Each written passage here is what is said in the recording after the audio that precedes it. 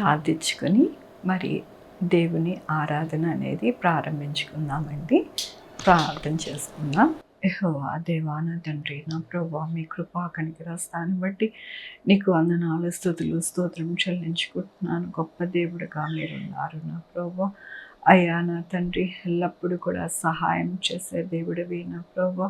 మీ యొక్క కృపని నాయన ఎల్లప్పుడూ కూడా సహాయం చేసి నాయన మరి ఈ లోకానికి నాయన లోకరక్షకుడుగా వచ్చి నా ప్రభా మా పాపముల కొరకు, మా యొక్క నా తండ్రి మరి శాపముల కొరకు నా ప్రభా మీరు బలి అయి మాకు విమోచనని అనుగ్రహించారు. మీకు వందనాలు చెల్లిస్తూ ఉన్నా. కృప కలిగిన రాజు, దయ కలిగిన తండ్రిగా మీరు ఉంటూ నాయన సహాయం చేస్తున్నందుకు మీకు వందనాలు చెల్లిస్తూ ఆది నుండి అంతం వరకు మీరే నాయన అధ్యక్షత వహించి మీరు మహిమ తెచ్చుకోమని కోరుకుంటూ నా ప్రభు నా రక్షణ యేసుక్రీస్తు పరిశుద్ధమైన నామమున అడిగి వేడుకుంటున్నాను తండ్రి. ఆమేన్. ఇప్పుడు మనము పాటల ద్వారా దేవుణ్ణి ఆరాధించుకుందామండి. పాటలు వినండి. కొనియాడతరమే నిను కోమల హృదయ, కొనియాడతరమే నిను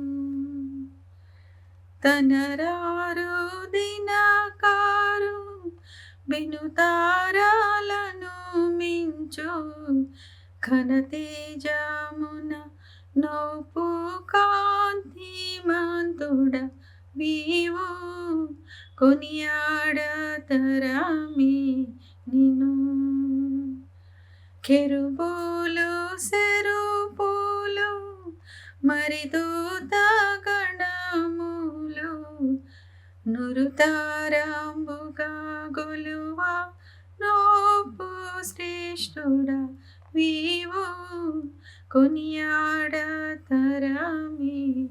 నిను సర్వలోకంబుల బర్వు దేవుడవయ్యు మూర్వి శ్రీ గర్భాన నుద్భవించితి వీవు, కొనియాడతరమే నిను విశ్వమంతయు నేలు వీరాసనుడవయ్యు పశ్వాళితో తోటి పాండియుంటివి నీవు, కొనియాడతరమే నిను దోసంబులను మడియు దాసాళి కరుణించి యేసు పేరున జగతికే గోధించితి నీవు, కొనియాడతరమే నిను నరులయందున కరుణ ధర సమాధానంబు చిరకాలమును మహిమా పరగా చేయుదు వీవు, కొనియాడతరమే నిను ఓ యేసు పాన్పుగా నాయాత్మ చేకొని శ్రేయముగ పవళించు శ్రీకారవర సూత, కొనియాడతరమే నిను కోమల హృదయ, కొనియాడతరమే నిను.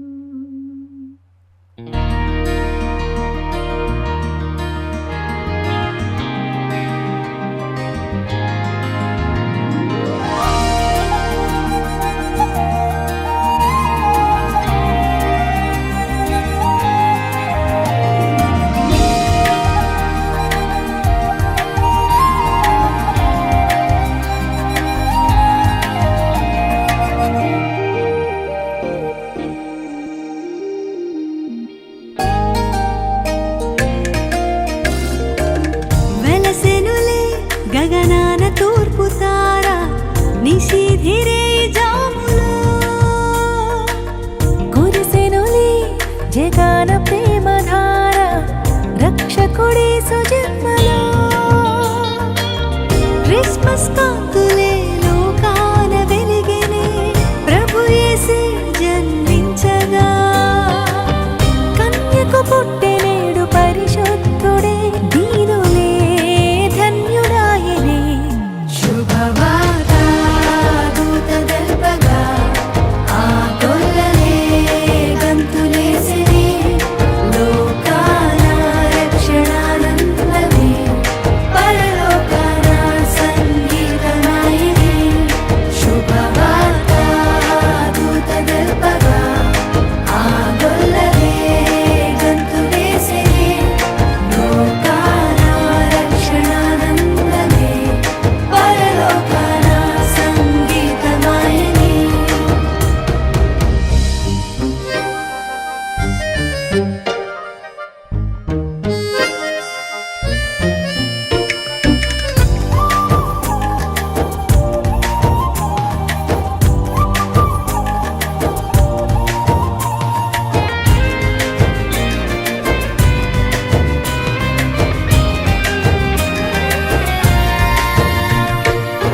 తరించిపోయే ఆ తూర్పు జ్ఞానులు తీరాలు దాటి నిన్ను చూడగా బంగారు సామ్రాణి బోళములర్పించి నమస్కరించి పూజించిరి రారాజే రక్షకుడై మన కోసం జన్మించెనని శుభవార్త దూత తెల్పగా ఆ గొల్లలే గంతులేసిరి లోకాన రక్షణానందమే పరలోకాన సంగీతమాయిని శుభవార్త దూత తెల్పగా ఆ గొల్లలే గంతులేసిరి లోకాన రక్షణానందమే పరలోకాన సంగీతమాయిని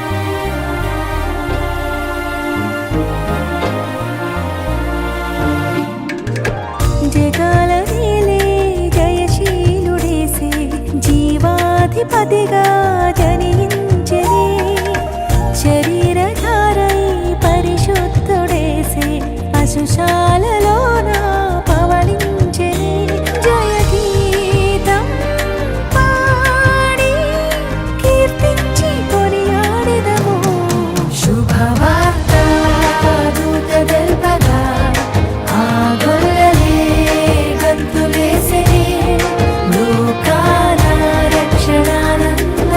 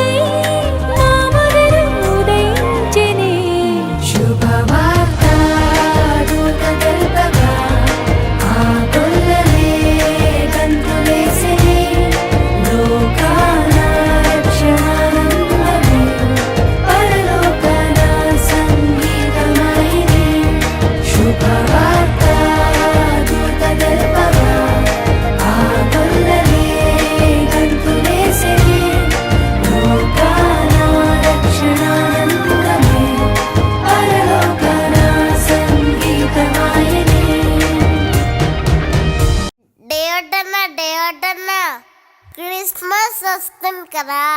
దిస్ ఇస్ ది స్కిట్ అడ్డమా? ఇప్పటికిప్పుడు స్కిట్ అంటే మరి మేకప్లు డ్రెస్లు ఎలా? ఎలా అయినా అర్థం. Please please please. సరే వేద్దాం. నువ్వు వెళ్ళి పిల్లలందరిని తీసుకొని రా, నేను అన్న వాళ్ళందరిని తీసుకొని వస్తా.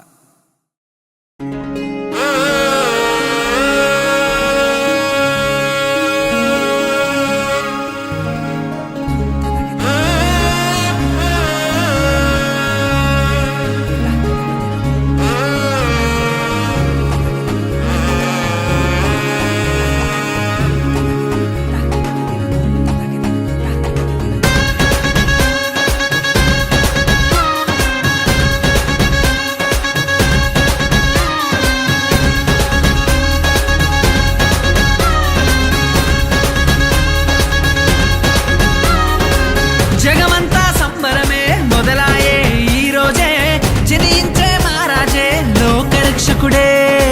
జగమంతా సంబరమే మొదలాయే ఈ రోజే, జనించే మహారాజే లోకరక్షకుడే. ఆకాశమంతా పట్టానుడు పసిబాలునిగా పుట్టినాడు. ఆకాశమంతా పట్టానుడు బాలునిగా పుట్టినాడు. నిన్ను నన్ను చేరగా వచ్చే యేసునాథుడు. రండి రండి రండి సందడి చేద్దాం రండి. రండి రండి రండి పండుగ చేద్దాం రండి. రండి రండి రండి సందడి చేద్దాం రండి. రండి రండి రండి యేసయ్య పుట్టాడండి.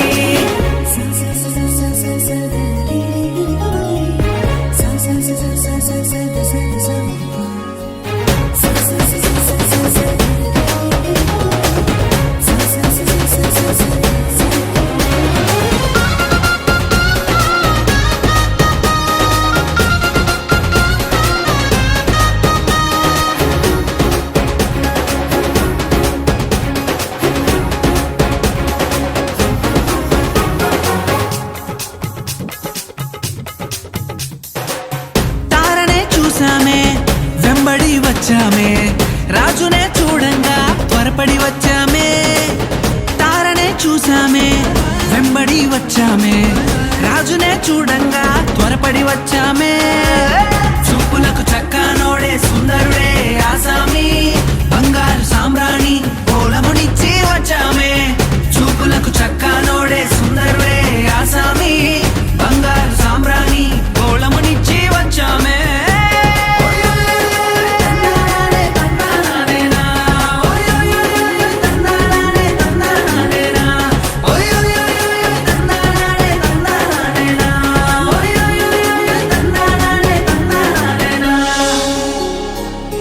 ఇప్పుడు మనము సాక్ష్యము అనేది విందామండి. దేవుని మహాకృపను బట్టి దేవుడు అద్భుత ఆశ్చర్య కార్యాలు ఈ రోజుల్లో కూడా చేస్తూ ఉన్నారండి. ఎలా చేస్తారు అని అంటే, ఆయన ఆశ్చర్యకరుడు, గొప్ప దేవుడు, ఆయన అన్ని చేయగల దేవుడు. బాబుకి మరి చాలా పెద్దది రాయి కిడ్నీలో ఉంది. అయితే చాలా బాధపడిపోతున్నాడు, పెయిన్ చాలా వస్తుంది, చాలా ఎక్కువగా బాధతో వెల్వెల్లాడిపోతూ ఉన్నాడు. అప్పుడు వాళ్ళ అక్కని వాళ్ళ అమ్మగారు నాకు ఫోన్ చేసి, తమ్ముడు హాస్పిటల్కి వెళ్తే ఈ స్టోన్ పడిపోదు, ఆపరేషన్ చేయాలి, చాలా మంచిది కాదు అని చెప్పారు. ఆంటీ మీరు ప్రేయర్ చేయండి అని చెప్పేసేసి అని అంటే, సరే అని నేను ప్రార్థన చేశాను. ప్రార్థన చేసినప్పుడు దేవుడు నాకు చూపిస్తూ ఉన్నాడు. ఏం చూపిస్తూ ఉన్నాడు అని అంటే, ఎప్పుడు కూడా మనము ప్రార్థన వాక్యము అనేది మన జీవితంలో తగ్గితే కనుక సాతానుడు ఎప్పుడు శోధిద్దామా అని మన వెంట తిరుగుతూ ఉంటాడు. ఆ అబ్బాయి యవ్వనస్తుడు కదండి, కొంచెము అటు ఇటు పనులకి ఆ బిడ్డ ఎక్కువగా ప్రార్థన వాక్యము అనేది చేయలేకపోయాడు. ఇప్పుడు సాతానుడు ఆ యొక్క శోధన అనేది గురి చేశాడు ఆ యవ్వనస్తునికి. అయితే ప్రార్థించినప్పుడు దేవుడు నాకు చూపించినది ఏమిటి అంటే, ఈ యొక్క ప్రార్థన మరి వాక్యము అనేది తగ్గింది, అలాగే మరి శోధన అనేది వచ్చింది, కానీ వాటి నుండి నేను విడుదలని అనుగ్రహిస్తాను, అది పడిపోతుంది అని నాకు దేవుడు చూపించారు. నేను చెప్పాను, బాగా ప్రార్థన చేసుకో, వాక్యం చదువుకో, అది తగ్గకూడదు, తగ్గితే ఇలాంటివన్నీ వస్తాయి అని చెప్పినప్పుడు సరే ఆంటీ నేను తప్పకుండా నేను చేసుకుంటానని ఆ బిడ్డ ఉదయకాలంనే లేచి చక్కగా ప్రార్థించుకుని వాక్యం చదువుకుంటూ ఉండగా దేవుని యొక్క గొప్ప కార్యం అనేది జరిగిందండి. మరి ఆ సాక్ష్యము వాళ్ళ తల్లిగారు చెప్తూ ఉండగా విని దేవుణ్ణి మహిమపరచండి. అందరికీ వందనాలండి. నా పేరు శకుంతల. నేను నా పిల్లలు హైదరాబాద్లో ఉంటారు. నా చిన్న కుమారుడు శ్రీహర్ష్ అండి. అతనికి ఒకరోజు మొహం అలా పెట్టి కూర్చుంటే ఏంటన్నానంటే ఏం లేదమ్మా అన్నాడు. మళ్ళీ రూమ్లోకి వెళ్ళి పడుకుని మళ్ళీ వస్తే ఏంటి నాన్న అంటే కడుపులో నొప్పి వస్తుందమ్మా అన్నాడు. హాస్పిటల్కి వెళ్ళి అయ్యా అన్నా. హాస్పిటల్కి వెళ్ళి వచ్చిండు. ఏమన్నారయ్యా డాక్టర్లు అంటే కిడ్నీలో రాయిందమ్మా అన్నారన్న. ఇంజక్షన్ చేశారు, ట్యాబ్లెట్ ఇచ్చారు, సాయంత్రం మళ్ళీ రమ్మన్నారు, నొప్పి బాగా ఉంటే అన్న. సరే నాన్న అన్న. బాబు వెళ్ళి పడుకున్నాడు. 2 గంటల కన్నా ఎక్కువ ఉండలేకపోయాడు. మళ్ళీ నొప్పి విపరీతంగా వచ్చేస్తుంది. అప్పుడు నేను అన్నా భయపడుతూ నాన్న హాస్పిటల్కి వెళ్ళిపోమన్నా అంటే తన ఫ్రెండ్ని తీసుకుని హాస్పిటల్కి వెళ్ళాడు. 4 నుంచి రాత్రి 9 వరకు అక్కడ ట్రీట్మెంట్ తీసుకుంటూ ఇంజక్షన్ చేసుకుంటూ సెలైన్లు ఎక్కిస్తూ ఉన్నారు. రాత్రి 9:30కి ఇంటికి వచ్చాడు. నొప్పి తగ్గిందమ్మా అంటే తగ్గలేదమ్మా అన్నాడు. సరే మా పాపను పిలిచమ్మా ఎస్తేరమ్మ గారికి ఫోన్ చేయి, ప్రేయర్ చేపిద్దాము అన్నాడు. సరే మా పాప ఎస్తేరమ్మ గారు ఫోన్ చేయగానే ఫోన్ ఎత్తారు. వెంటనే ఎస్తేరమ్మ గారు, అమ్మ బాబుకి ఇట్ట కిడ్నీలో రాయిందన్నారు, ప్రార్థన చేయమ్మా అన్న. సరే అమ్మ బాబుని పిలవండి అంటే బాబుని తీసుకొచ్చి అయ్యా ఎస్తేరమ్మ గారు ప్రార్థన చేస్తున్నారు రా అంటే వచ్చాడు. కూర్చున్నాడు. ఎస్తేరమ్మ గారు ప్రార్థన చేశారు. ఏం భయపడబాహమ్మ, తగ్గిపోద్దులే, రాయి పడిపోద్ది, దేవుడు చెప్పాడు నాకు. మళ్ళీ ఇంకో విషయం కూడా చెప్పాడు, బాబు బైబిల్ చదువుకోవట్లేదు, ఎక్కువ ప్రార్థన చేయట్లేదు అని. ఎక్కువ ప్రార్థన చేసుకోమని, ఎక్కువ బైబిల్ చదువుకోమని చెప్పమంటున్నాడమ్మా దేవుడు అంటే. సరేనమ్మా నిజమే, అది బాబు వాక్యం చదవట్లేదు, ఆదివారం రెగ్యులర్గా చర్చికి వెళ్తున్నాడు, రోజు దేవుని వాగ్దానం వింటాడు, వాక్యం వింటాడు. నేను గమనించి అయ్యా నువ్వు ఎప్పుడు వాక్యం చదువుతున్నాడు చూడలేదు నాన్న, బైబిల్ కొనుక్కున్నావు చదువుకున్నావు, మధ్యలో మళ్ళీ ఏంటి నువ్వు చదివినట్టు నాకు అనిపిస్తలేదంటే బాబాయ్ మాట్లాడలేదు. గదిలో వెళ్ళిపోయి పడుకున్నాడు. అమ్మగారు ప్రార్థన చేసిన 1 గంటకి ఇక నిద్రపోయాడు, నొప్పి లేదు. నిద్రపోయిన తర్వాత తెల్లారు లేచి వచ్చాడు, నొప్పి లేదమ్మా అన్నాడు. అయ్యా ఇదిగో ఎస్తేరమ్మ గారు ఇలా దేవుడు చెప్పాడంటమ్మా, నువ్వు వాక్యం చదువుకోవట్లేదా, నువ్వు వాక్యం చదువుకయ్యా దేవుడిని ఆశీర్వదిస్తాడు అని చెప్పి. అప్పుడు బాబు ఏం చేస్తాడు, వెళ్ళి మొహం బ్రష్ చేసుకుని వచ్చి కూర్చుని వాక్యం చదువుకున్నాడు. వాక్యం చదువుకుని అమ్మ నాను వాష్రూమ్లోకి వెళ్తున్నానని వాష్రూమ్లోకి వెళ్ళి పాస్ పోసుకున్నాడు. రాయి పడిపోయింది. అమ్మ రాయి పడిపోయిందమ్మా అని వచ్చాడు. దేవుని స్తోత్రం చెప్పాను. చూడన్నాను నువ్వు వాక్యం చదువుకున్నాను, ఎస్తేరమ్మ గారు ప్రార్థన చేసి దేవుడు చెప్పినట్టే ఇదిగో తెల్లారిపాటిగా రాయి పడిపోయిందా. నువ్వు ఎప్పుడు వాక్యం చదువుకో, నువ్వు ప్రార్థన చేసుకో మోకరించి దేవుడు కంటే. ఆ రోజు నుంచి మా బాబు రోజు రెగ్యులర్గా వాక్యం చదువుకుంటున్నాడు, ప్రార్థన చేసుకుంటున్నాడు. ఎస్తేరమ్మ గారు ప్రార్థన వల్ల దేవుడు కార్యం చేసి నా బిడ్డకి మంచి ఆరోగ్యాన్ని ఇచ్చాడు. ఈ చిన్న సాక్ష్యం దేవుడు దీవించునుగాక. ఆమె. ఇప్పుడు మనము వాక్యం చూసుకుందామండి. దేవుని యొక్క వాక్యాన్ని చూసుకొని మనము మన యొక్క జీవితాలని కట్టుకుందామండి. దేవుని వాక్యం వలనే మన జీవితాలు బాగుపడతాయని మరొకసారి రుజువుపరిచారు ఈ సాక్ష్యం ద్వారా. కాబట్టి మనము మన యొక్క జీవితాలు, మన యొక్క మరి అన్ని విషయాలు బాగుండాలి అంటే ఆయన వాక్యం ద్వారానే. కాబట్టి ఆ వాక్యాన్ని మనము చూసుకుని మనల్ని మనము ఎల్లప్పుడూ కూడా మరి దేవుని యొక్క వాక్యానుసారముగా నడవడానికి వాక్యమే మనల్ని నడిపిస్తుంది. కాబట్టి మనము ఆ వాక్యాన్ని పట్టుకొని ఎల్లప్పుడూ కూడా నడవాలి అని దేవుడు మనకి దినం నేర్పిస్తూ ఉన్నారు. మరి వాక్యం చూసుకుందామండి. వాక్యం కోసం ప్రార్థించుకుందాము. యెహోవా దేవా నా తండ్రి నా ప్రభా, మీరు ఇచ్చిన కృపను బట్టి, మీరు ఇచ్చిన ఈ వాక్యాన్ని బట్టి నాయన మీకు వందనాలు నా ప్రభా. ఈ వాక్యాన్ని నాయన నా తండ్రి అందరికీ కూడా తెలియపరచుచుండగా నాయన నా యొక్క నోరును బోరగా వాడుకుని నా ప్రభా మీ యొక్క ఉద్దేశము, మీ యొక్క సంకల్పము, మీ యొక్క కార్యము అనేది తెలియపరచడానికి మీరు సహాయం చేయమని కోరుకుంటూ నా ప్రభు నా రక్షణ యేసుక్రీస్తు పరిశుద్ధమైన నామమున అడిగి వేడుకుంటున్నాను తండ్రి, ఆమేన్. ఇక్కడ దేవుని యొక్క వాక్యంలోని మత్తయి సువార్త 1వ అధ్యాయము 21, 22 వచనాలని మనము చూసుకుందామండి. ఆమె ఒక కుమారుని కన్ను, తన ప్రజలను వారి పాపముల నుండి ఆయనే రక్షించును గనుక ఆయనకు యేసు అని పేరు పెట్టెదరు. ఇదిగో కన్యక గర్భవతి కుమారుని కన్ను, ఆయన ఇమ్మానుయేలు అని పేరు పెట్టెదరు అని ప్రభు తన ప్రవక్తల ద్వారా పలికిన మాట నెరవేరినట్లు ఇది అంతయు జరిగాను.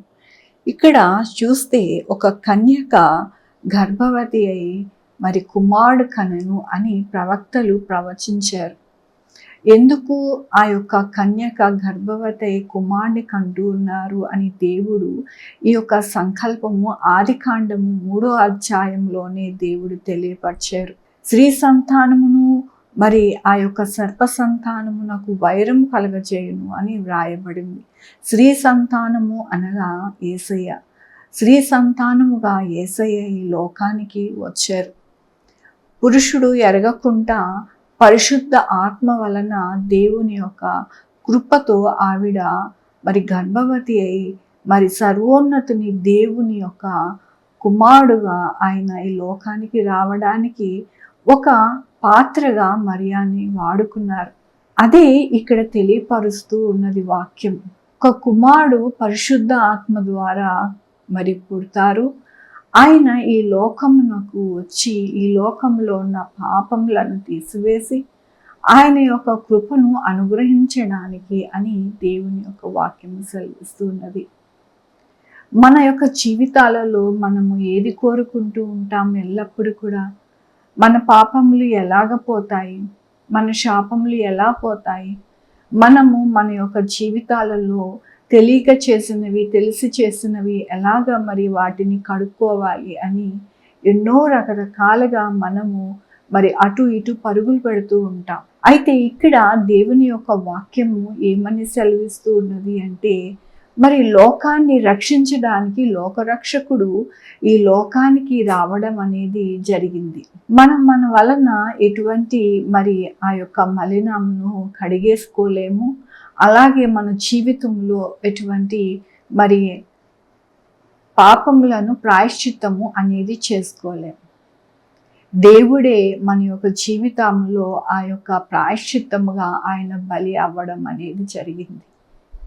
కాబట్టి ఈ లోకానికి మనకు రక్షణ ఇవ్వడానికి ఈ లోకానికి ఆయన రక్షకుడుగా ఈ లోకానికి వచ్చారు.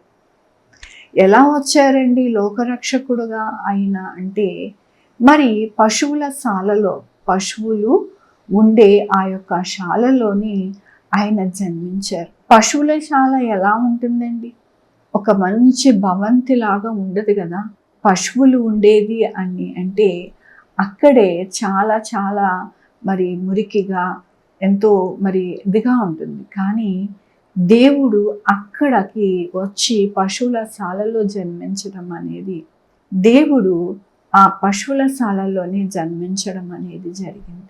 అయితే పరలోకమంతా కూడా ఆనందపడ్డారంట, పరలోకమంతా కూడా సంతోషించారంట.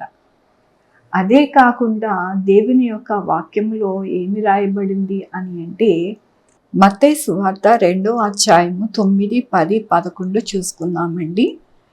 వారు రాజు మాట విని బయలుదేరిపోవచుండగా ఇదిగో తూర్పు దేశము వారు చూచుచున్న నక్షత్రము ఆ శిశువు ఉండిన చోటికి మీదగా వచ్చి నిల్చుట వారికి ముందుగా నడిచెను. వారు ఆ నక్షత్రమును చూచి అత్యానందభరితులై ఇంటిలోనికి వచ్చి తల్లి అయిన మరియయు ఆ శిశువును చూసి సాగిలపడి ఆయనను పూజించి తన పెట్టెలను విప్పి బంగారమును, సాంబ్రాణి, బోలమును కానుకలుగా ఆయనకు అర్పించిరి. ఇక్కడ దేవుని యొక్క కృపచేత ఏమని ఇక్కడ వ్రాయబడుతూ ఉన్నది అని అంటే, ఆయన జన్మించారు అని చెప్పి ఆ యొక్క నక్షత్రము ద్వారా ఆ జ్ఞానులు తెలుసుకుని, ఆ జ్ఞానులు ఎటువైపు ఆ నక్షత్రము మనకి దారి చూపిస్తుందో ఆ యొక్క నక్షత్రమును చూసుకుంటూ వారు శిశువు ఉన్న చోటకి వారు వచ్చారు. వచ్చి అక్కడ తల్లి అయిన మరియను శిష్యును చూచి దేవుణ్ణి చూచి బంగారమును సాంబ్రాణిను బోలమును ఆయనకి అర్పించిరి. అర్పించి ఏం చేశారు అంటే ఎంతో ఆయనని పూజించి ఎంతో సంతోషించారు. ఇక్కడ ఏం జరిగింది అని అంటే, మరి దేవుడు ఆ యొక్క పరలోకమును విడిచి ఈ లోకానికి శిశువుగా వచ్చారని ఆ నక్షత్రము ద్వారా తెలుసుకుని జ్ఞానులు ఆయన దగ్గరికి వచ్చి ఆ యొక్క పశువుల శాలలో ఆ యొక్క మరి పశువుల తొట్టెలో దేవుణ్ణి పరుండుట చూసి ఎంతో అత్యానందభరితులై సంతోషించి దేవుణ్ణి పూజించారంట. ఎలా పూజించారు అంటే బంగారమును మరి సాంబ్రాణి బోలమును ఆయనకి సమర్పించి ఆయనని పూజించెను అని వ్రాయబడుతూ ఉన్నది. ఇక్కడ లూకా సువార్త 2వ అధ్యాయము 10వ వచనం చూసుకుంటే, భయపడుకుడి, ఇదిగో ప్రజలందరికీ కలగబో మహా సంతోషకరమైన సువార్తమానము నేను మీకు తెలియజేయుచున్నాను.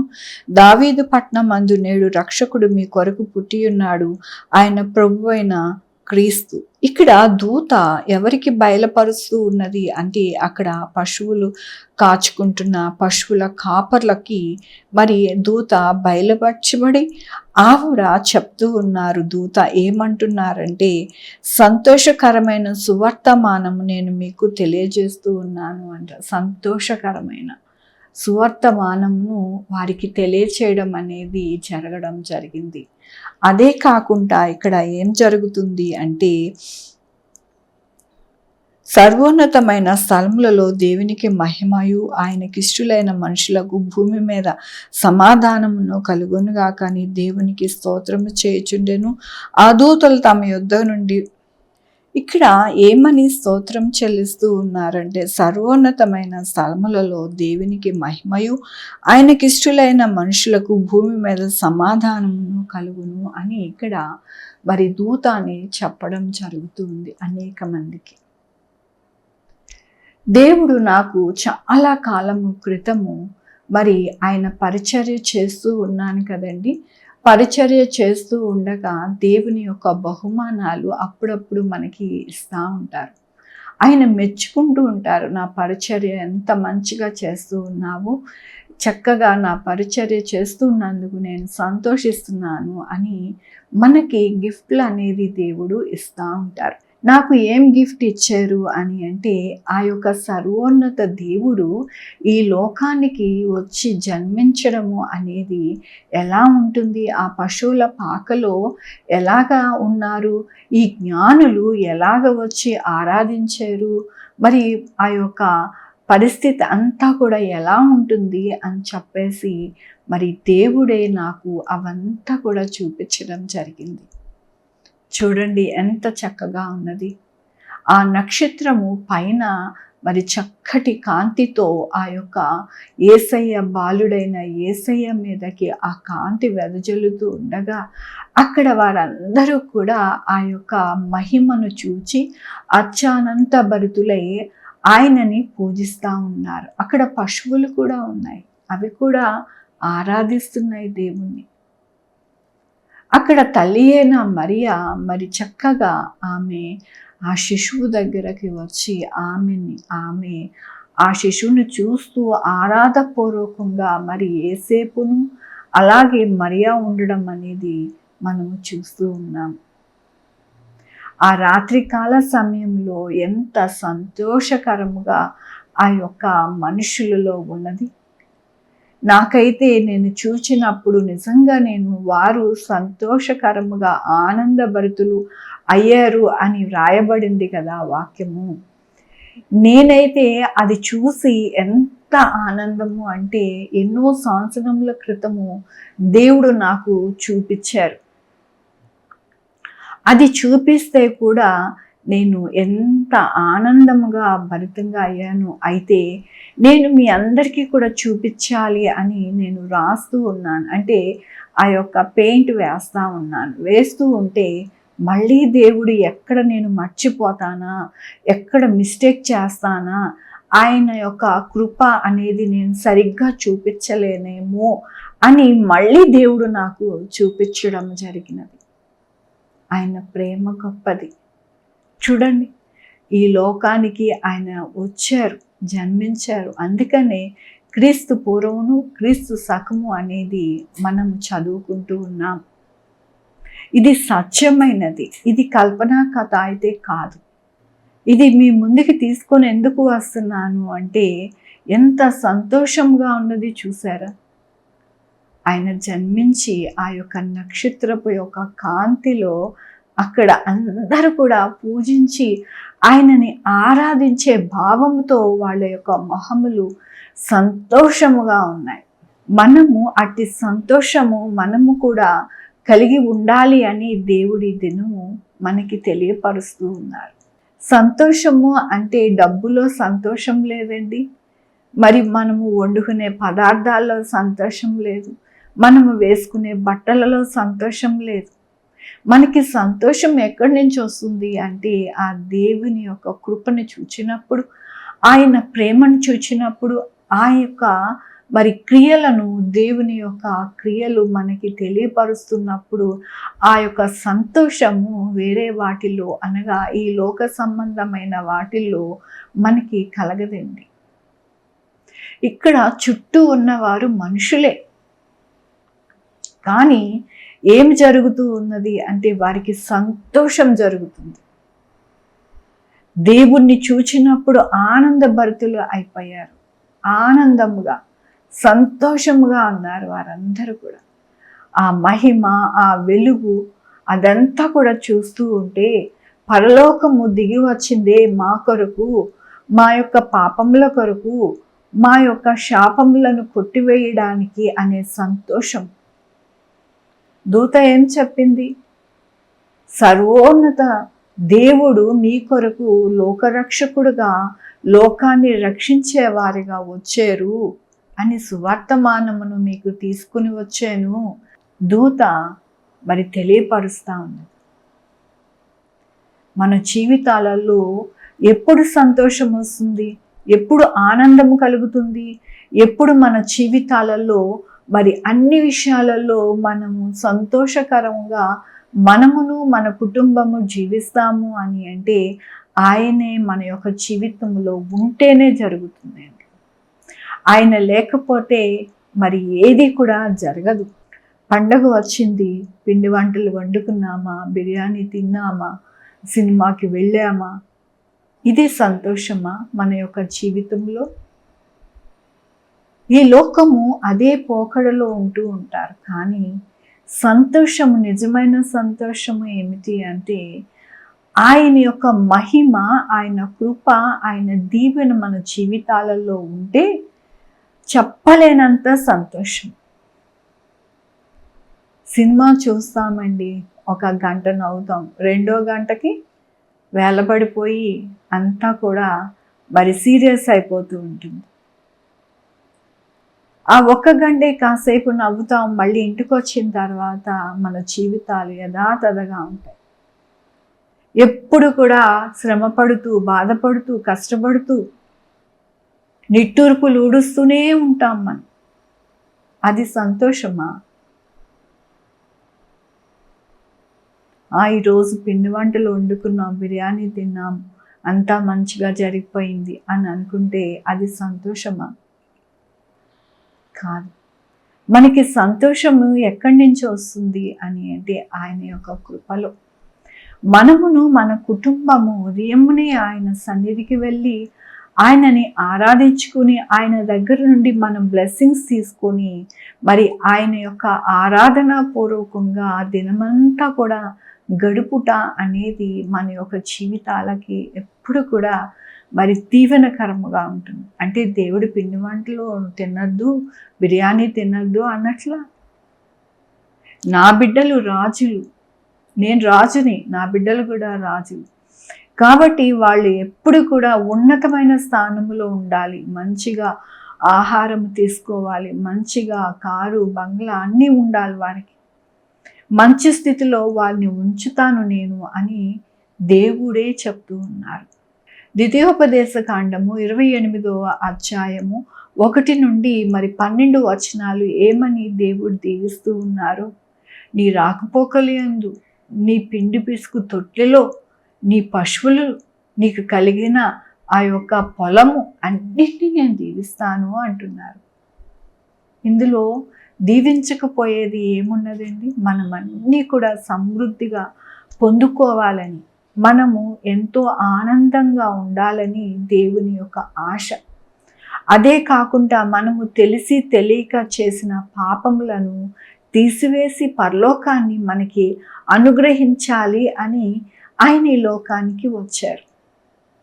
చూడండి, ఈ లోకంలో ఉండడానికి ప్రతి అవసరత మనకి తీరుస్తూ, మనం ఈ లోకము నుండి మరి వెళ్ళేటప్పుడు ఆ యొక్క పరలోకంలో దేవుణ్ణి మనము ఆరాధించే వారిగా, ఆయనని పూజించే వారిగా, ఆయనతో ఎల్లప్పుడూ కూడా సంతోషించే వారిగా ఆయన మనల్ని ఉంచడానికి ఈ లోకానికి వచ్చి, శిశువుగా వచ్చి మన కొరకు ఆయన రక్తము ఆఖరి రక్తబొట్టు వరకు కాచి మన పాపములను శాపములను కొట్టివేసి మనలను నీతిమంతులుగా తీర్చి పరలోక వారసులుగా చేయడానికి ఈ యొక్క శిశువుగా మరి జన్మించాడు. మనము నామకార్థముగా మనము క్రిస్మస్ చేసుకోకూడదు. క్రిస్మస్ అంటే ఏమిటి అంటే, దేవుడు మన కొరకు ఈ లోకానికి వచ్చారు.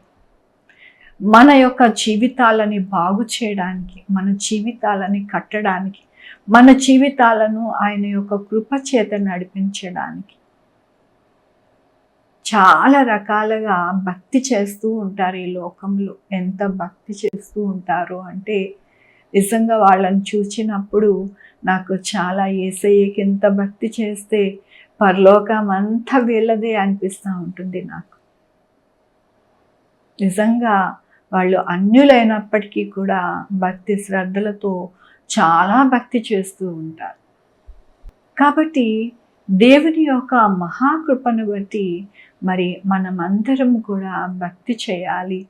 దేవుని యొక్క పరలోక రాజ్యము పొందుకోవాలి. మన జీవితాలలో ఎల్లప్పుడూ కూడా ఆయన కృపతో నడిపించాలి అని ప్రతి ఒక్కరూ ఆశపడుతూ ఉంటాం.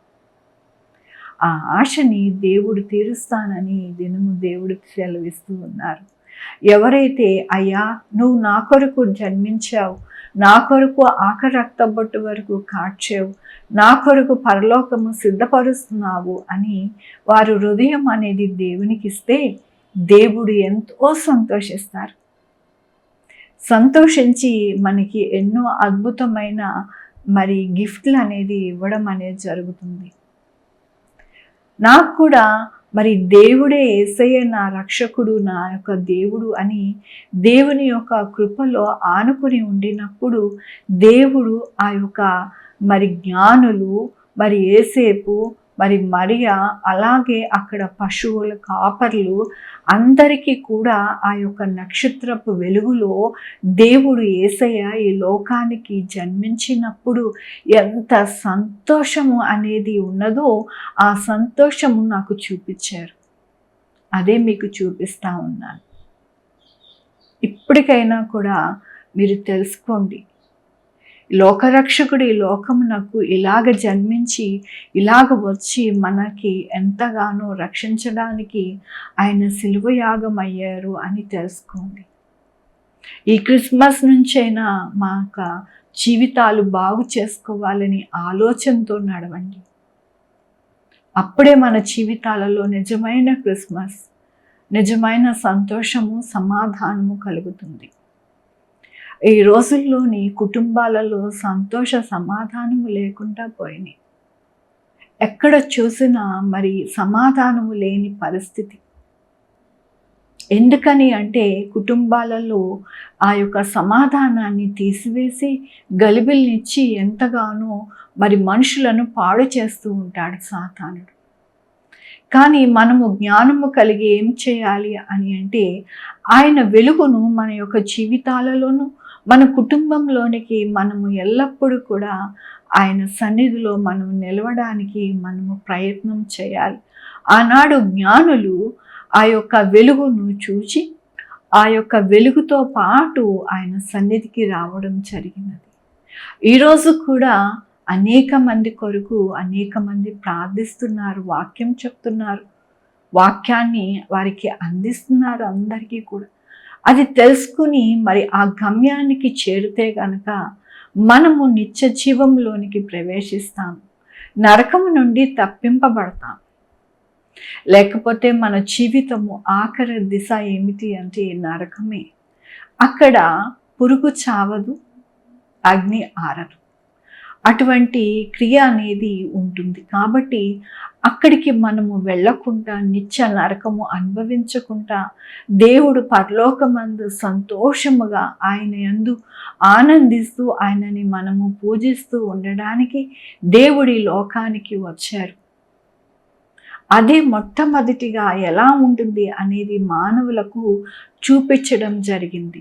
అక్కడ యేసయ్య ఉన్నారు బాలుడుగా, మరి చుట్టూ కూడా మరి జ్ఞానులు కాపర్లు మరి యేసేపు మరి మరియా అనేక మంది కూడా ఆరాధనా భావముతో వారు ఉన్నారు.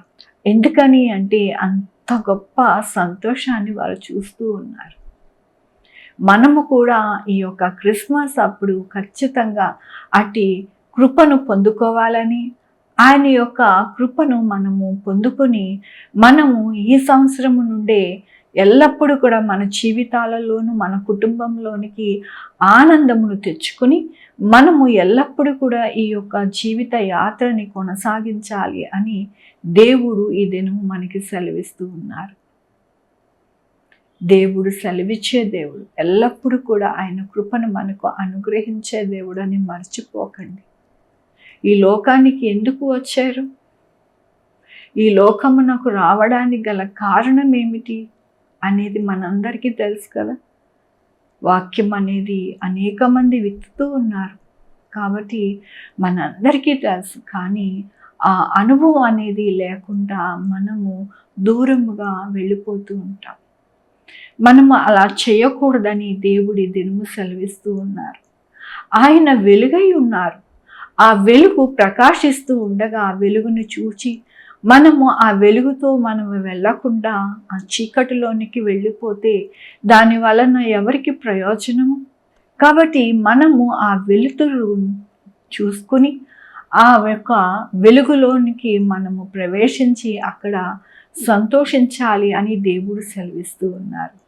జ్ఞానులు, దేవుడిచ్చు జ్ఞానమును బట్టి ఆ యొక్క జ్ఞానులు తూర్పు వైపు మరి ఆ యొక్క నక్షత్రమును చూచి వారు మరి అవును ఇక్కడ రక్షకుడు పుట్టారు, రాజు పుట్టారు అని తెలుసుకుని మరి అక్కడ ఆ నక్షత్రమును అనుసరించి దేవుని దగ్గరికి రావడము జరిగింది.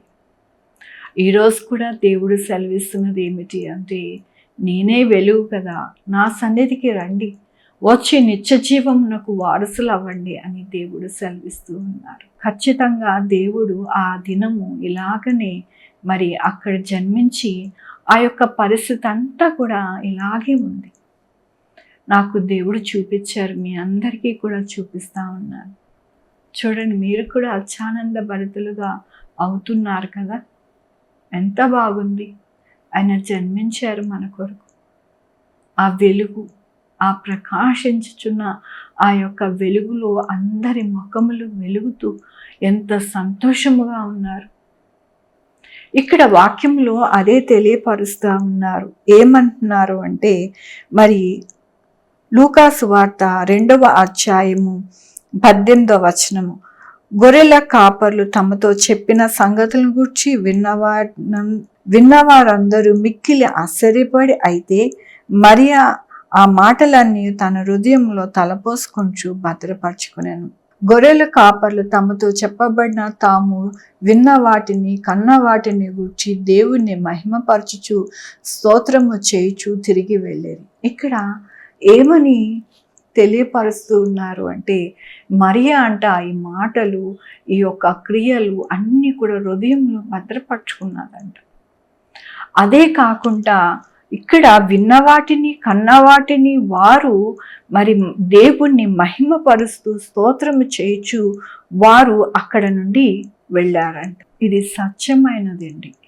దేవుడు యేసుక్రీస్తు వారు ఈ లోకానికి వచ్చి మన కొరకు జన్మించి ఆయన మరి పరలోకానికి వెళ్ళి మన కొరకు సిద్ధపరుస్తూ ఉన్నారు. పరలోక యొక్క ఆ యొక్క పట్టణమును మనందరి కొరకు. కాబట్టి మనము ఎల్లప్పుడూ కూడా ఆయన చేసే కార్యములను చూచి సంతోషభరితులుగా అవ్వాలి అని దేవుడు ఈ దినమున ఈ యొక్క మరి దర్శనమును మీకు చూపించడానికి ఎన్నో సంవత్సరములుగా నేను ప్రయత్నం చేస్తూ ఉన్నాను, కానీ కుదరలేదు.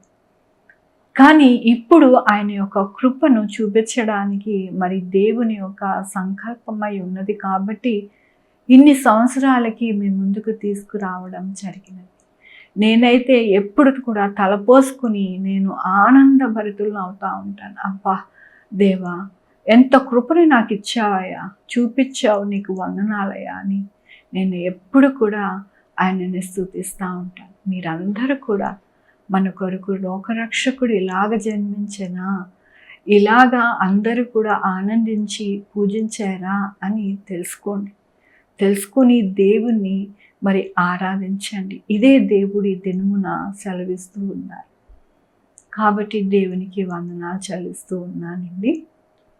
ఆఖరి ప్రార్థన చేసుకుందాము. యెహోవా దేవా, నా తండ్రి, నా ప్రభా, మీ కృపా కనికర స్థానం బట్టి అయ్యా నా తండ్రి, ఈ లోకరక్షకుడిగా ఈ లోకమునకు వచ్చి నా ప్రభా మమ్మల్ని రక్షించారు. నాయన, మీ యొక్క సిలువలో నా ప్రభా కార్చిన రక్తం చేత మా పాపములన్నీ కూడా కడిగివేసి మమ్మల్ని పరిశుద్ధులుగా నాయన తీర్చారు. నా ప్రభా నీకు వందనాలు అయ్యా నా తండ్రి.